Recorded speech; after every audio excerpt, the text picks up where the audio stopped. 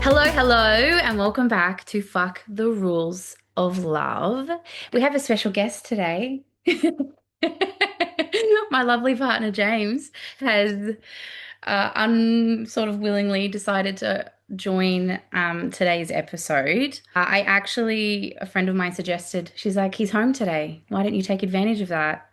And I asked him, and he said, sure.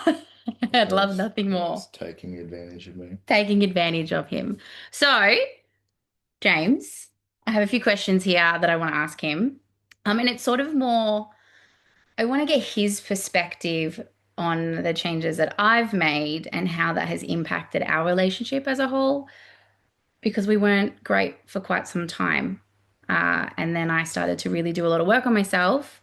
And now I like to think we're probably better than ever. Yeah. Stronger. Stronger, for sure. Okay, question one. If you think back a few years ago, how would you describe what our relationship felt like back then? Chaotic. Chaotic. That's a good way to put it. Why? I think both of us weren't very emotionally stable. Sure. And maybe at the very start, the whole pregnancy thing, there was a lot of um there was a lot of emotions that probably come out when they weren't necessarily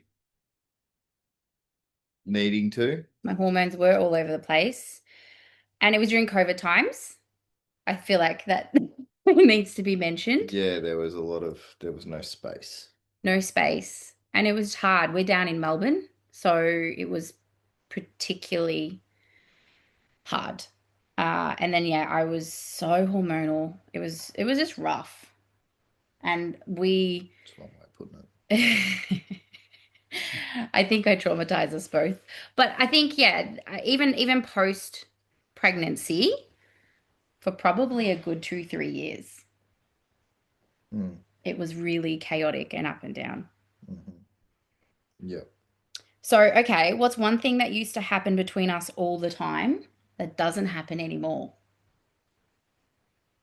Lack of trust. Yeah. So now there is that trust from my end. Yeah. Yeah, like I'm not an insecure person Nope. as we know. Not remotely, I don't think. So I have never sort of had that lack of trust or that insecurity, but yeah, you back in the day were could be quite intense about it all. Yep. And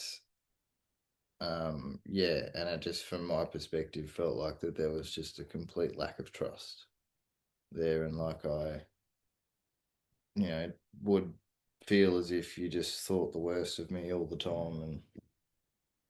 And so that caused a Anticipated the lot of way. arguments. Yep. That definitely caused a lot of arguments because I know who I am and I know I'm never going to,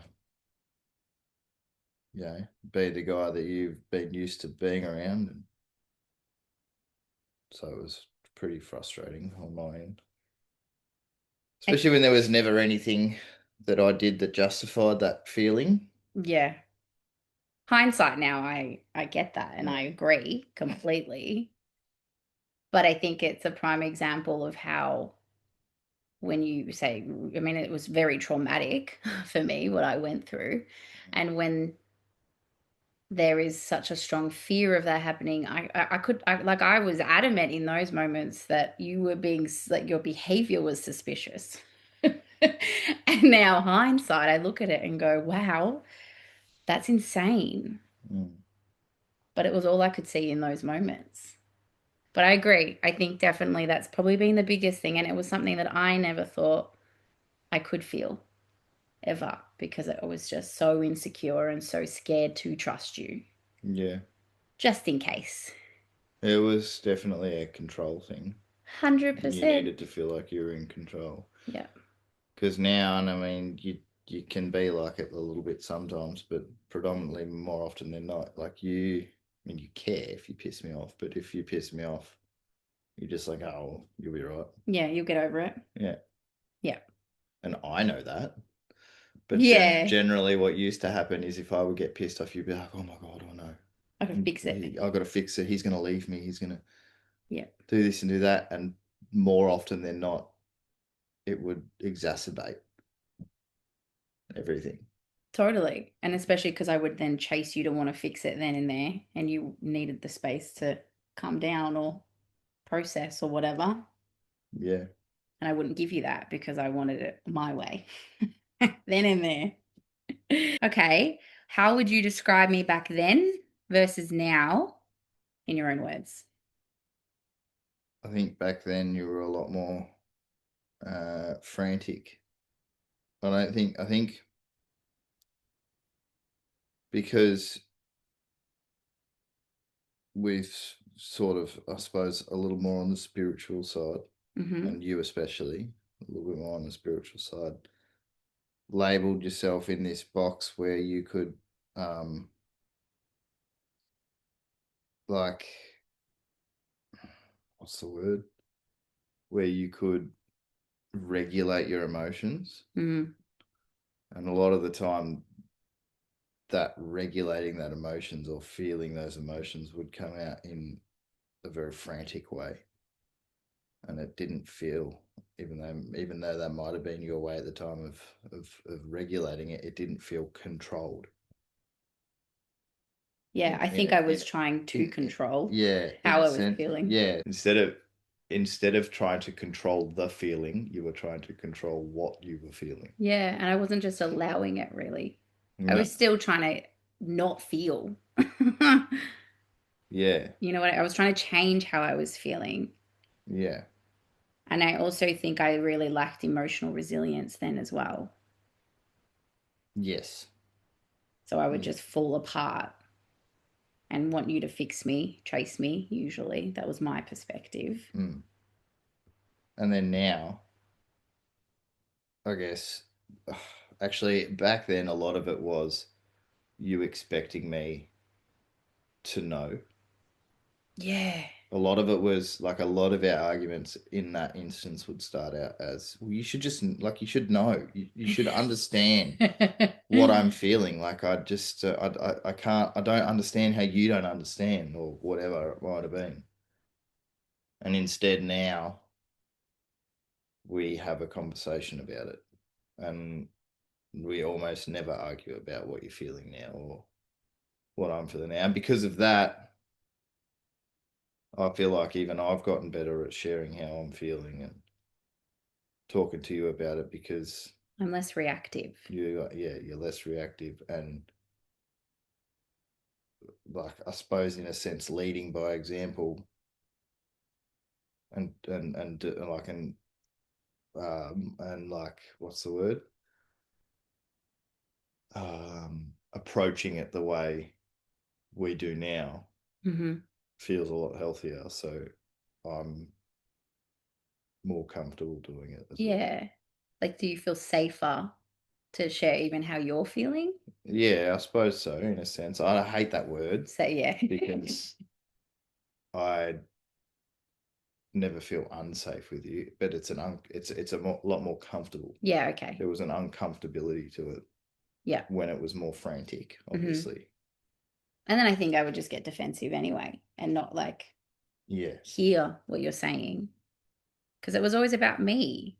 I wanted you to, and I wonder if like when I was really emotional, I expected you to respond in a particular way and you were just meant to read my mind. that was one of the things. You wanted me to rescue you. Yeah.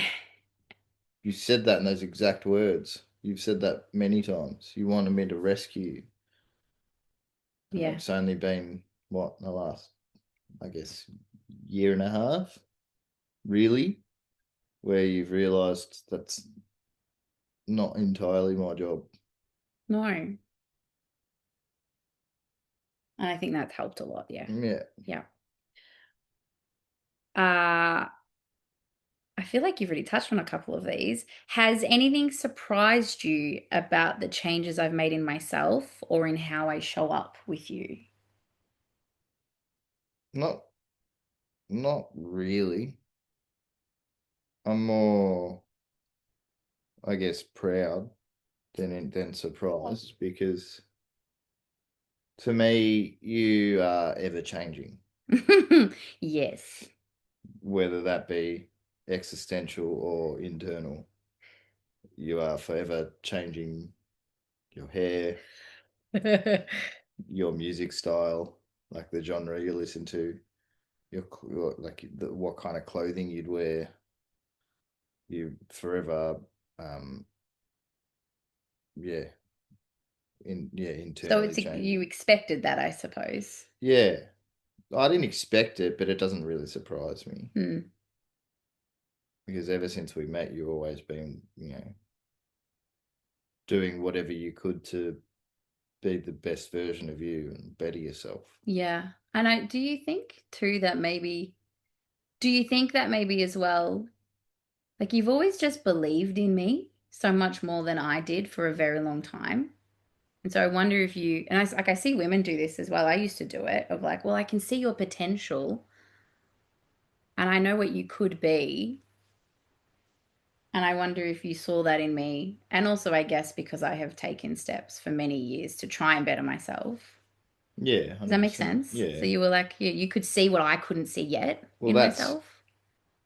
that's I guess a answer to the question that you would ask all the time, why am I still here? And why haven't I left? That's why. Hmm. Because you're not a bad person. No. You don't even necessarily do bad things. You just cope with shit in your own way and that's fine. And now you're learning that I don't have to always be happy with how you do things. As long as I am. Yeah. Yeah. And I mean, there were a couple times though where you were, a couple times where you were just like, I don't know if I can do this anymore. Like, Yeah. so it's, There were. and they were turning points for me though, because it made me go, okay, I can't, like, something has to change. You're not going to stick around indefinitely. And it was shocking in a good way, I think, hindsight. Yeah. I'm glad it happened because I don't know if I would have, I wasn't being accountable, I suppose. Mm.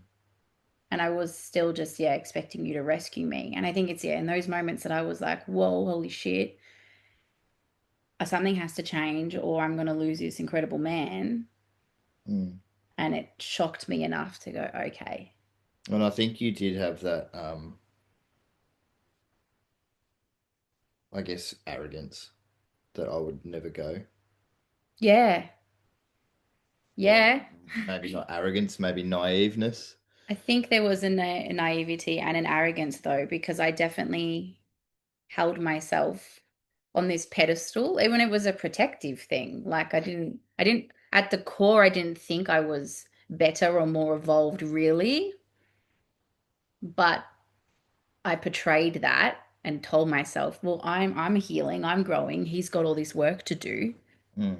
But it was my ego just being like, if I have to really look at myself, because it hurt. Like when you were ready to, considering really leaving, it didn't feel good. Because then I had to be really honest with myself and go, hey, you've got a lot of work to do. You're not as evolved as you thought you were. And it was really humbling. Mm. And that was actually last year for me in particular, where I was like, can you, universe, God, can you just humble me? Because I realized it was in the humbling that I actually grew the most. And I think, yeah, last year really humbled me a lot. Mm. And I realized I didn't actually respect you because I didn't respect myself either. Whereas you've always respected yourself, I feel, and in turn have always respected me. Yeah. Yeah. Okay, what is the biggest difference for you, not in me, but in how it feels to be in this relationship now? Um, Jeez, you're asking me questions that's gonna make me sound like an absolute fucking psycho. It's fine. Please bring it. It's the truth. Calmness. Yeah, I agree. Yeah, this relationship's much calmer. It's so much more peaceful. Yeah, and I think a big part of that is again like communication. So Yeah. like we talk about what's pissing us off, even if it's got nothing to do with us. Yeah, sometimes we get fucking bit bitchy with each other when we've had a shit day or When whatever. we're tired or hangry. Yeah, yeah, 4 kids will do that. yeah. Well, kids are just slow, and they slow down even more when you're hungry.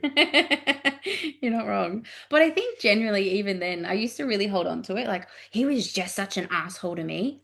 I can't, and I would just stew on Yeah, so like now in that instance where, for instance, I'm hungry, this happened very recently. it. Um, you helped me instead. You're like, right, like let's go get some food. Like, and we go and get some food, and then I'm fine again. Yeah. It's like that's like me telling you what, but at the same time too, I was saying I'm getting hungry, Yeah, you owned it. which You which saw is it. which is something I wouldn't have done in the past. Absolutely. And then all of a sudden we're just on this mission together to like push through the kids being slightly annoying, which they weren't even really being that annoying. They were just walking. How dare they? And then we got food and everything was right in the world. Yeah. Yeah, that was a good example. Oh, okay. What's something, I feel like you may have touched on this, but maybe you'll think of something else. What's something I used to do that used to drive you crazy that I don't do anymore? Or vice versa. What's something you used to do? Yeah, they used to drive you crazy. Oh, well, I'm a social guy and I like to have a drink. And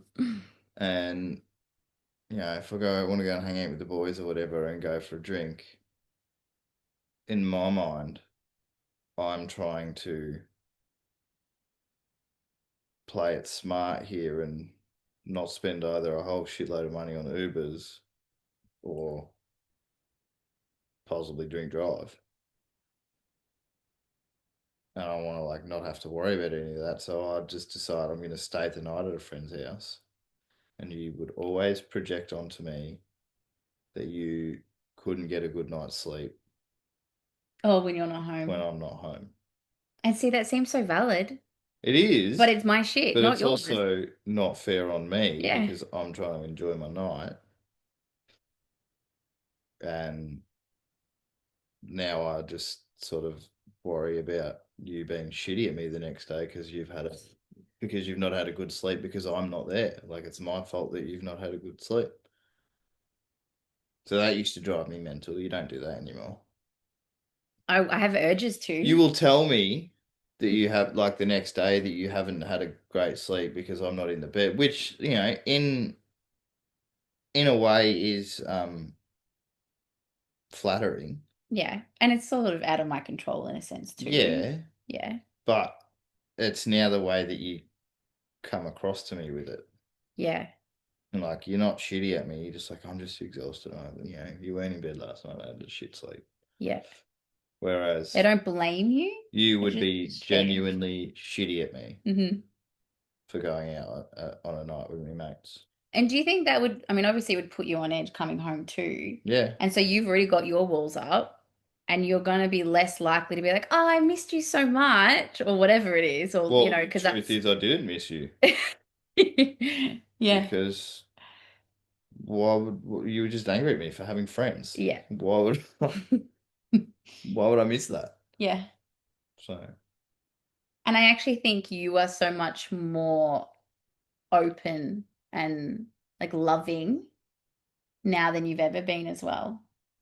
And I think it's because, yeah, I'm more accountable and I'm not just blaming you for everything or expecting you to show up perfectly in the way that I want you to. mm, You just show up how you show up. And then if I'm triggered, even if I'm triggered, I don't often bring it to you. Like James doesn't even know half the time when I'm triggered because I will just go, okay, this isn't my me thing. I'm just gonna go feel what I need to feel or whatever it is, or distract myself because then I'm not just gonna stew on it. mm, But sometimes I do bring things to you, but it's not like you didn't do this. It's like this is what I'm experiencing. mm, And I try to have the approach of, can you just share with me your perspective, even? Because yeah. sometimes I've just perceived things inaccurately. And I think that's been really game changing. Yeah. Yeah. I think we briefly touched on this, but looking back, do you think the work I've done on myself has impacted how you show up too? Yeah. 100%. Because um, like whatever one partner does is mirrored back to another. Mm, So if you come into this relationship with an issue, or just want to describe how you're feeling in a calmer, more open manner, then that's going to get reciprocated. And that goes for friendships, yeah. relationships, you know, any sort of thing in life. That's just how that works. So, yeah, I think so, for sure. Yeah. What do you think has been the biggest factor that's helped us get to where we are now? I think resilience, because there were so many things that probably would have broken the average couple up that we've endured. Hmm. Um, I think that's the biggest driving factor. I think just not giving up. Yeah. People give up too easy on relationships. Yep. That's why the divorce rate's so high. They just think, oh, he hasn't done what I want, or she hasn't done what I want. No, they don't listen. Red flags, red flags, red flags. I Yeah. hear that a lot. God, they fucking talk about it on Facebook. Just total strangers. Yep. They'll go and put that out there, but they won't pay for, you know, Professional for help. fucking professional help that actually know what they're talking about. Or better yet, like if you're going to do it on Facebook, I could almost fucking guarantee you could search up a bloody therapist's page, Yeah, I'm in one like an actually. advice group Yeah. that are full of therapists.